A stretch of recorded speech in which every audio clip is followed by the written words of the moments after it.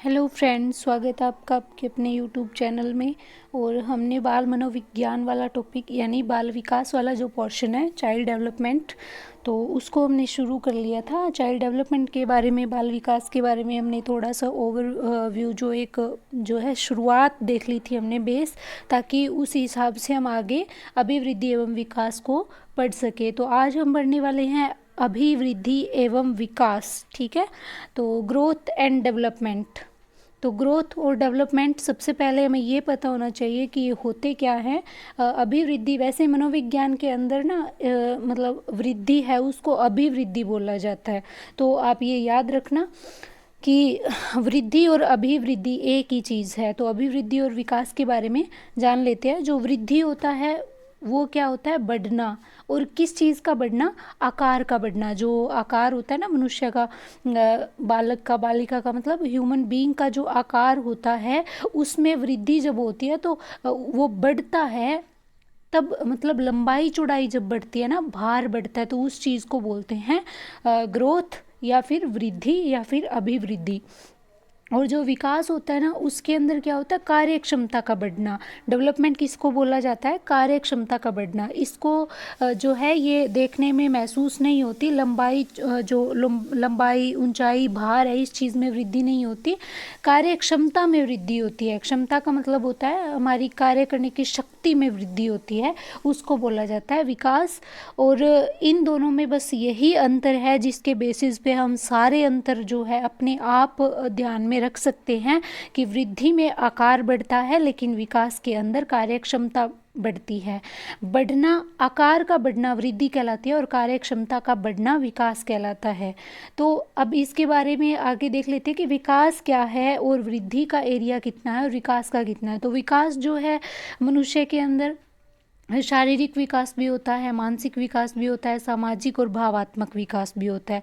ये दोनों विकास जो है वो एक दूसरे से ज़्यादा मतलब घनिष्ठ संबंध रखते हैं। वैसे तो ये चारों ही संबंध रखते हैं, इस तरीके से चारों ही आपस में जुड़े हुए हैं। ठीक है, तो लेकिन शारीरिक विकास और मानसिक विकास एक दूसरे से घनिष्ठ संबंध रखते हैं। ठीक है, तो ये चारों जब मतलब देखे जाते हैं तो उसको बोला जाता है, इन चारों चीज़ों को विकास, ये सारे के सारे आ जाते हैं। लेकिन अगर इनके अंदर एक पार्ट को देखा जाए शारीरिक विकास वाला, तो ये जो है ये इसी को कहा जाता है वृद्धि। वृद्धि सिर्फ और सिर्फ विकास का एक भाग है। और कौन सा भाग? शारीरिक विकास। शारीरिक विकास को वृद्धि के नाम से जाना जाता है, अभिवृद्धि ग्रोथ के नाम से जाना जाता है। लेकिन ये सभी जो चारों चीज़ें हैं, ये चारों की चारों ये आती है डेवलपमेंट के अंदर, विकास के अंदर आती है। विकास अपने आप में एक बड़ा व्यापक क्षेत्र है और वृद्धि उसका एक छोटा सा पार्ट है। अभी देख भी पा रहे होंगे इस स्ट्रक्चर के अंदर कि वृद्धि केवल शारीरिक विकास से जुड़ी हुई है, बाकी सभी से वृद्धि का कोई लेना देना नहीं है। लेकिन विकास में तो ये सारी चीज़ें ही आ जाती हैं।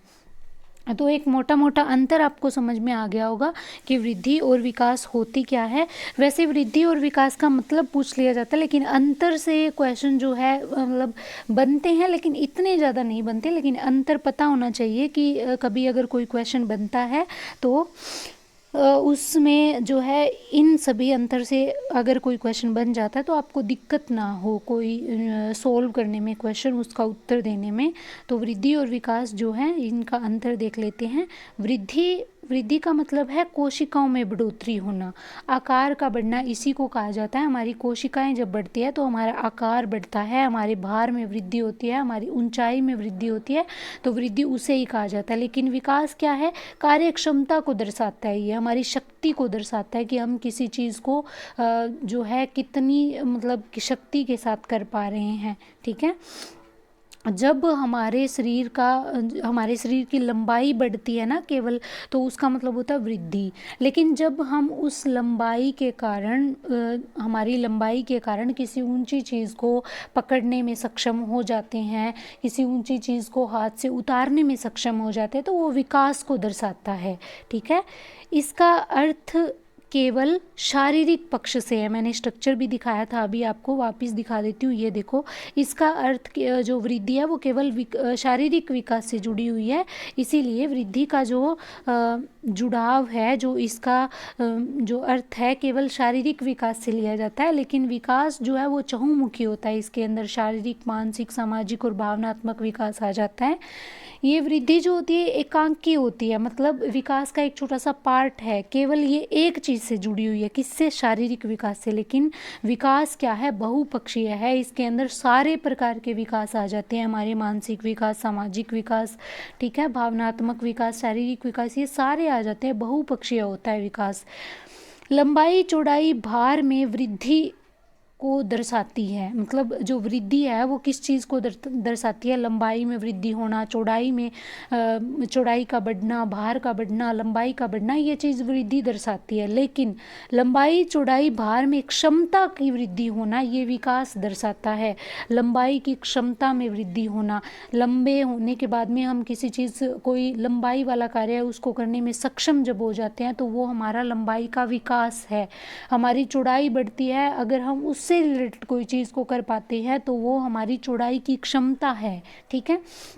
तो इस तरीके से है, ये क्षमता को दर्शाता है, बड़ी बड़ी बात ये है। और वृद्धि जो है केवल जो है बढ़ने को दर्शाती है, इसका संबंध संख्या से है, ठीक है।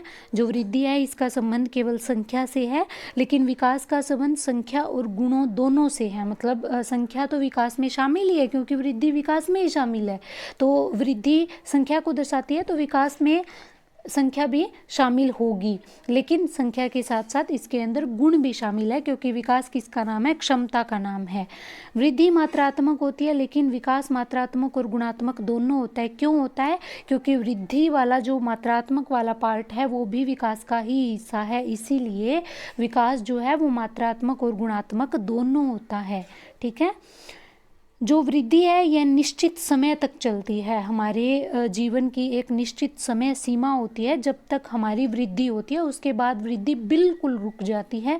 लेकिन जो विकास है वो चलता रहता है, जब तक हमारी मृत्यु नहीं हो जाती, हमारे साथ विकास जो है चलता रहता है, हमारा डेवलपमेंट होता रहता है, हमारी क्षमता बढ़ती रहती है, कभी क्षैतिज हो जाती है, कभी थोड़ी वृद्धि होती है, लेकिन हम सीखते रहते हैं, क्योंकि सीखने का भी पार्ट विकास वाला ही पार्ट है ना, तो सीखना भी चलता रहता है। इसीलिए कहा जाता है कि विकास जीवन पर्यंत चलता है, वो रुकता नहीं है, उसकी कोई समय सीमा नहीं होती।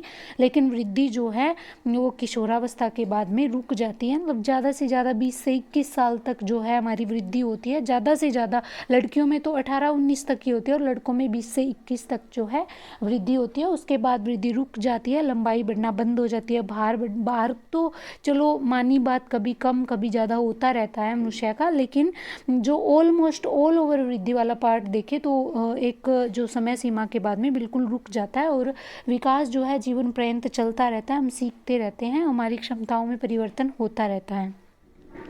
वृद्धि संकीर्ण है, क्योंकि ये विकास का एक छोटा सा पार्ट है, इसीलिए संकीर्ण है, ठीक है। इसका एरिया ज़्यादा नहीं है, लेकिन विकास विस्तृत है, व्यापक है, अपने आप में इसका एरिया बड़ा है। इसके अंदर बहुपक्ष है, मतलब बहुत सारे पक्ष शामिल हैं, शारीरिक विकास, मानसिक विकास, भावनात्मक विकास, सामाजिक विकास, ये सारे जो है विकास के अंदर शामिल हैं। तो इसका एरिया जो है व्यापक है। जो वृद्धि है ये विकास का ही भाग है, लेकिन विकास अपने आप में एक व्यापक क्षेत्र है, ये किसी का पार्ट नहीं है। विकास जो है किसी का पार्ट नहीं है, ये अपने आप में एक क्षेत्र है, एक एरिया है, लेकिन वृद्धि जो है ये विकास का ही पार्ट है।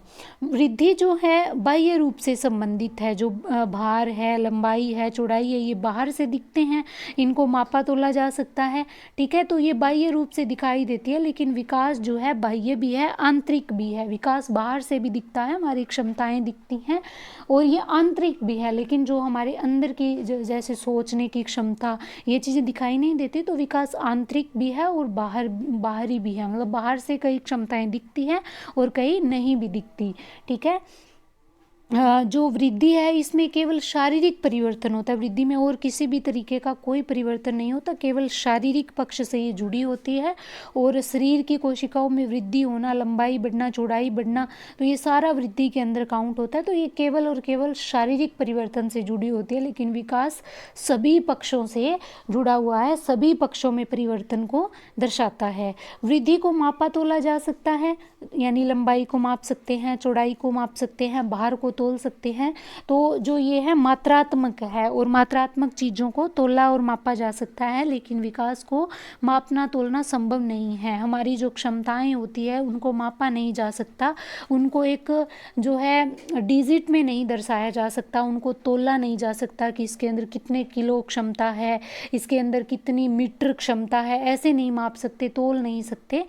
उसके बाद में ये स्ट्रक्चर देख के आपको ये अंदाज़ा होगा कि आरंभिक जीवन में जो वृद्धि है वो ज़्यादा होती है और विकास कम होता है। आपने छोटे बच्चे को देखा होगा, लंबाई जल्दी बढ़ती है उसकी, भार जल्दी बढ़ता है, ठीक है, उसकी वो शरीर में चौड़ा होने लगता है, तो वृद्धि जल्दी से होती है, लेकिन विकास नहीं हो पाता। वो जल्दी से पेंसिल नहीं पकड़ पाता, वो जल्दी से सोच नहीं पाता, वो जल्दी से चीज़ों को समझना नहीं सीखता, वो जल्दी से अपनी आँखों को कहीं पे टिका के नहीं रख सकता।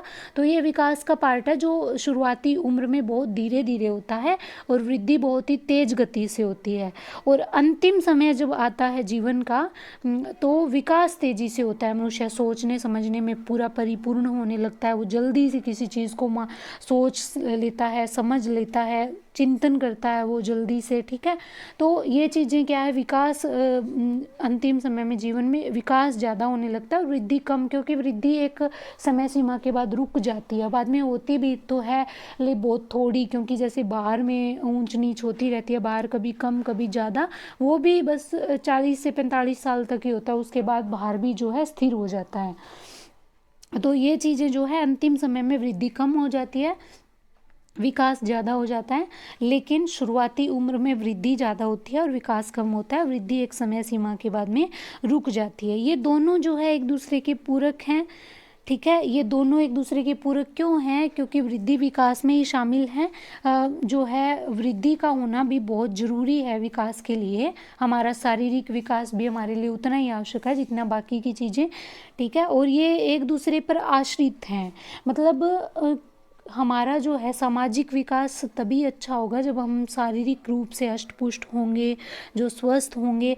आपने देखा होगा जो इंसान शारीरिक रूप से सही नहीं होते, मतलब ज़्यादा उनकी लंबाई नहीं बढ़ पाती या फिर बहुत ज़्यादा पतले होते हैं, तो वो अपने आप को प्रेजेंट करने से डरते हैं। तो इस वजह से वो मानसिक रूप से भी विकसित नहीं हो पाते, सारा दिन चिंता में रहते हैं, और सामाजिक विकास भी उनका नहीं हो पाता क्योंकि वो किसी से मिलना ही पसंद नहीं करते। इसीलिए एक दूसरे पर आश्रित है। ये शारीरिक विकास जो है हमारा एक आधार होता है। अगर शुरुआती उम्र में वो अच्छा हो जाए तो बाकी का विकास बहुत अच्छा होता है बच्चे का। तो ये था वृद्धि और विकास के बारे में। कल हम विकास के सिद्धांतों को लेंगे कि, और सिद्धांत जो है विकास के बहुत इम्पोर्टेंट हैं और उनसे क्वेश्चन बनते भी हैं, और ये जो अंतर है इनमें भी कई कई पॉइंट बहुत इम्पोर्टेंट हैं, आप इनको याद रखिएगा। मैंने ईजीली आपको समझाने की कोशिश की है। तो मिलते हैं कल नेक्स्ट क्लास में, तब तक के लिए वीडियो को शेयर करें, चैनल को सब्सक्राइब करें, और थैंक यू।